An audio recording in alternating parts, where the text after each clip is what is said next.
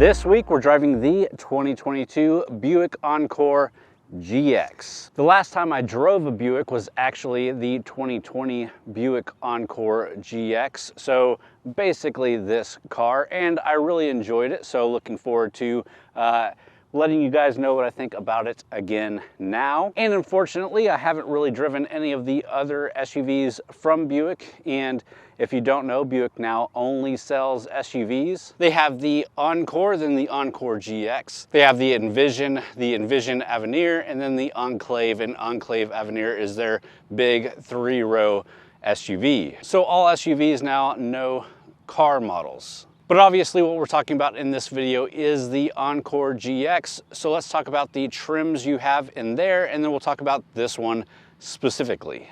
And trims consist of the Select, Preferred, and Essence. Select is the base trim, Essence is the top level trim, and that's what we're driving here. So let's dive into this car, starting with the exterior design. All right, and to start off with the exterior design, let's talk about the paint color real quick. It is satin steel metallic. It's a bluish gray. Looks decent on this vehicle, although some of the white paint or solid black options I do like more. You do have that signature Buick grille with the Buick logo there in the middle and a little mustache in chrome. We do have LED headlights and LED fog lights here. And again, if you look at the Buick lineup today, this fits in very well with that lineup. It's a very conservative and somewhat boring style, but that's kind of what a Buick owner is probably looking for. So let's move on to the side. And on the side of the vehicle here, you can see the 18-inch machine aluminum wheels with painted pockets. You can also see those door handles. These are keyless entry door handles, so you can just push a button to lock and unlock the vehicle. There's also a little bit of creasing and design work there on the doors and going towards the back. You also have the chrome strip that goes all the way over the cabin and some chrome roof rails on top. And then looking at the rear, obviously we've got that big hatch, LED tail lights, and the Encore GX badge there on the driver's side of the vehicle. No visible exhaust ports here. A little bit of chrome design on the rear bumper fascia. But again, an overall simple and not flashy design, which fits in with the Buick lineup. And before we open up that hatch and take a look at the cargo volume, let's quickly talk about the size of this vehicle. So it is 171.4 inches in total length. That makes the wheelbase 102.2 inches. The width of the vehicle is 71.4 inches. Height is 64.1 inches, and it has a 7.5 inch ground clearance. So this is a smaller SUV in overall length, and it is based on the Trailblazer platform to give you a little bit more reference on its size. But with that, let's pop open that hatch and check out the cargo volume. And that hatch can be popped from the key fob itself or from a button down here under the hatch. It is an automatic lifting hatch, and you're looking at 23.5 cubic feet of cargo volume, which is decent for this size of vehicle. You do have a 40-60 split rear seat, which can be folded down, which increases that cargo volume to 50.2 cubic feet. So again, a decent amount of room here. You're not going to fill it up with too much stuff, but grocery getting and day-to-day stuff, and every once in a while grabbing a bigger item, you can definitely do in this vehicle. But I think that's enough with the cargo area. Let's go ahead and pop the hood and check out what powers this.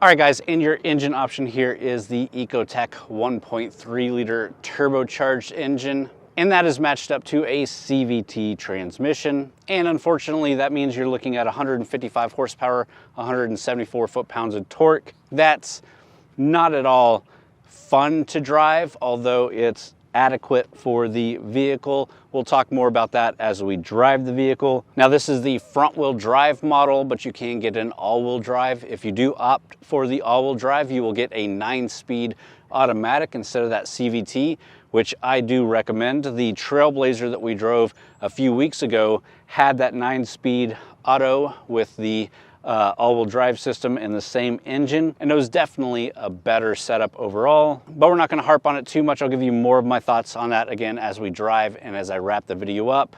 But let's go ahead and move on to the interior.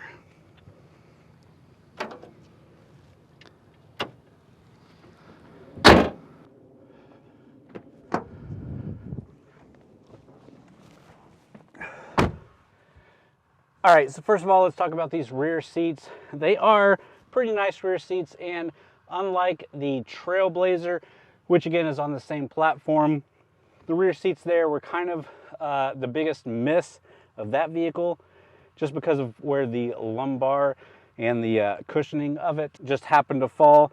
Was a little bit uncomfortable. This one, much more comfortable of seats, nice cream leather. As far as room, we've got a decent amount of room. This is just as far back as my driving position, and I can fit my knees, no problem there. Headroom is actually good here. Shoulder and hip room, if you've got 2 adults here, no issues. Trying to fit 3 adults here, gonna be issues. 3 kids wide here, not really huge issues. Kids didn't love it, but they did ride back here 3 wide. You do have a pull down armrest with some cup holders. You also have USB Type-C, USB Type-A charging ports here, and a home type power plug. Other than that, all the cool stuff is up front, so let's go ahead and move up front.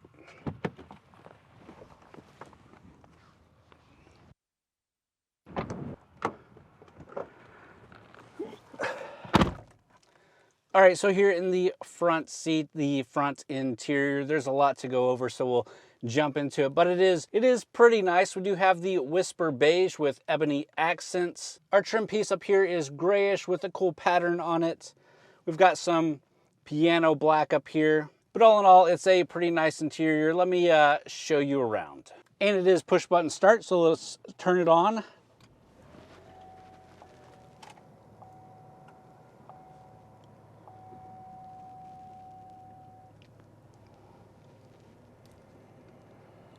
And the first thing you'll see here is the 8-inch touchscreen display with Buick's infotainment system.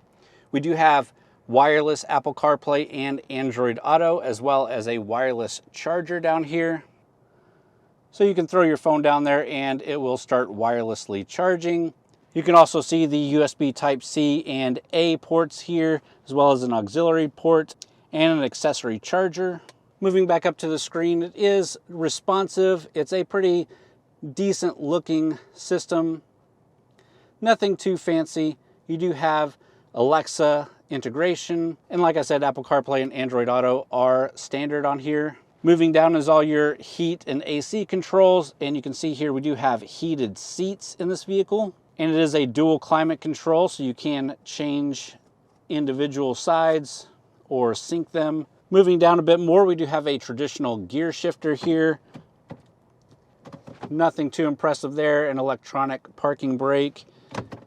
And then behind that gear shifter, you have your engine start stop disable button, your lane keeping assist button, traction control, parking sensors. This one's for your automatic parking assist, and this is for your parking sensors. Center console here is decent, nice and rubbery, and has some decent room in there. Nothing too big, but it is a smaller SUV. Moving on to the steering wheel, it is a leather wrapped steering wheel. We have white contrast stitching. It's a bit chunky, but not too big. No flat bottom here because it's not a sporty vehicle. It is a heated steering wheel, so we do have the heated steering wheel button over here, as well as your cruise control buttons here, and some buttons to interface with the driver information display. And this is a 4.2-inch multicolor driver information display.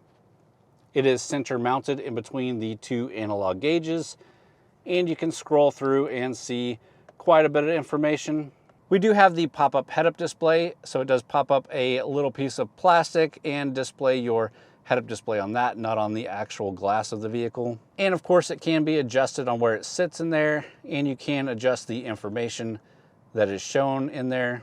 I kind of like this one. You also have the rear view mirror here that can be switched from a mirror to the rear view camera, which I think is a really great option to have. When they first started implementing these, I thought they were gimmicky, but I really do like them now. And speaking of rear view cameras, you do have the full 360 view around the vehicle and a reverse camera, which this vehicle's small enough that you don't necessarily need that for parking, but it's always nice to have for peace of mind. And with that, let's go ahead and get this thing out on the road, take it for a drive, talk a little bit about how it drives and some of the features there. Then we'll wrap it up talking about the price, the competition, and I'll give you some of my final thoughts. Let's continue.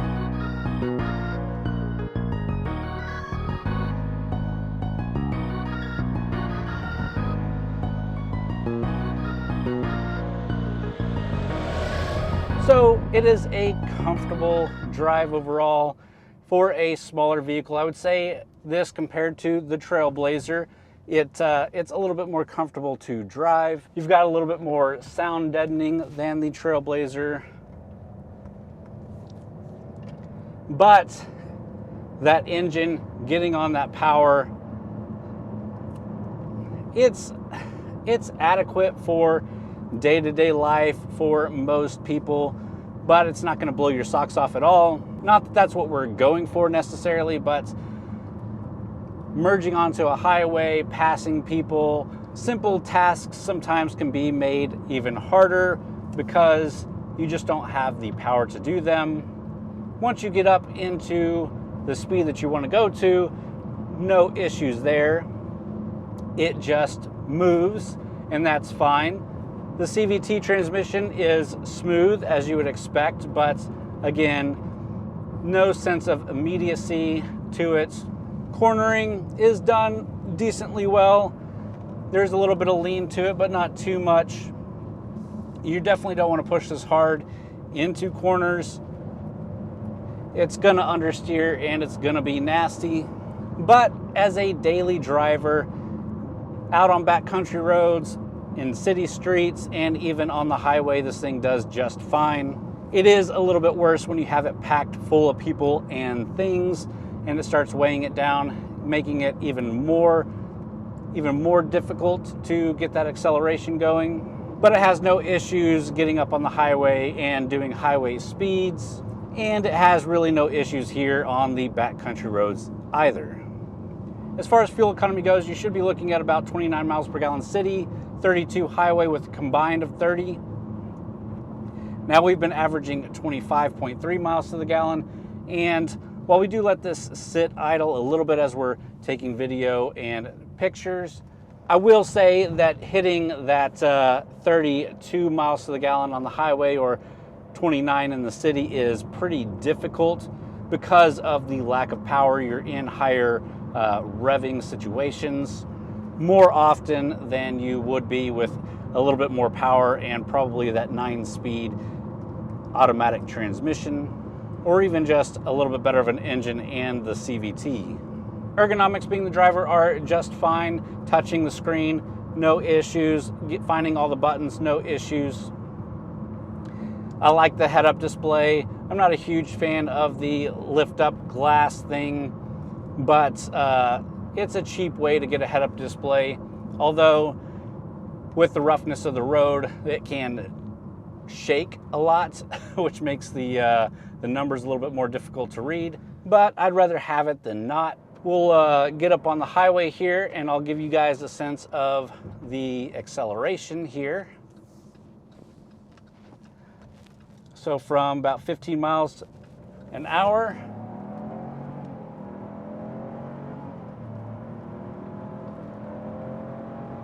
that's 60 and 70. So like I said, it's not going to blow your socks off, but it at least gets up when it needs to. And then once you're up on the highway, it's just fine, nice and smooth. You do have safety features like adaptive cruise control, lane keeping assist, and all those are really easy to engage with just a button here on the steering wheel. so we can engage it, and it will try to nudge us and keep us in our lane. And of course, it will keep us a certain distance from the vehicle in front of us. If they slow down, we'll slow down. Just your basic radar guidance cruise control. You also get an automatic parking assist feature, which will help you parallel park and even brake for you. And as cool as that is, quite frankly, I pretty much never parallel park, so it doesn't really help me at all, and I don't really have a place to test it out. But I've tested out those systems before, and they're cool. So at the end of the week, I know a lot of people give this thing crap for the small engine, the CVT transmission, and I kind of do too. I wish it had a better engine, especially for a luxurious vehicle. Wish it had a better transmission, but for normal day-to-day life, day-to-day driving, it's not going to be terrible for you. If I was buying one myself, I would still definitely get the all-wheel drive package, just so that I can get that 9-speed automatic transmission. It definitely feels better driving this thing with that automatic transmission, but it's not the biggest deal in the world. And with that, I think it's time to pull back over. We'll talk about the price, a little bit of the competition here, and then I'll get out and give you some of my final thoughts on the vehicle, and we'll wrap up the video there. Let's go. All right, so let's quickly touch on the price. The base that you can get an Encore for with the base trim is about $26,000. This one, the top of the line trim, the Essence base is just at $29,000. And the way that this one is equipped has an MSRP of $38,845. At that price, looking at some of the competition, you could look at things like the Trailblazer. We had the RS version, and it had a full MSRP of just at $32,000, so very similar in price. You could look at the Hyundai Kona, the Kia Seltos, the Mazda CX-30, maybe the Acura RDX. But when you're looking at some of the higher end luxury vehicles, I don't think this one really fits in with those, although it's decently luxurious, but it is much cheaper than most of those. With that, let's jump back out and I'll give you some of my final thoughts and we'll finally wrap up this video. All right guys, so again, after a full week of driving the Encore GX, it's kind of a hit and miss with me. Again, it's the same basic layout as the Trailblazer. The interior is really close, although you do get more amenities with the Buick. Personally, as a guy, I like the exterior design of the Chevy better, but I can definitely see how you might like the Buick's exterior design better. Over at TXGARAGE.com, when we wrapped up the year, where all the authors gave their hits and misses for the year, Steve, one of our contributors over there, said that the Buick GX was a miss for him. And while I wouldn't go that far, I think it's a decent vehicle for what it is. Personally, I do like that Trailblazer more. I definitely wouldn't get the front-wheel drive with that CVT transmission, and I would love it if they put something just a little bit better into this vehicle engine-wise. So the vehicle itself, I'm pretty apathetic about. If you don't like it, I understand. If you do like it, I can understand that as well. My big gripe with the Buicks that I've driven and what they have out on the market today is that I think they're missing a huge opportunity. Seems like GM's going back to its old ways of just putting a different badge and a little bit different design on the same vehicle over and over and not giving them as much unique characteristics as they could.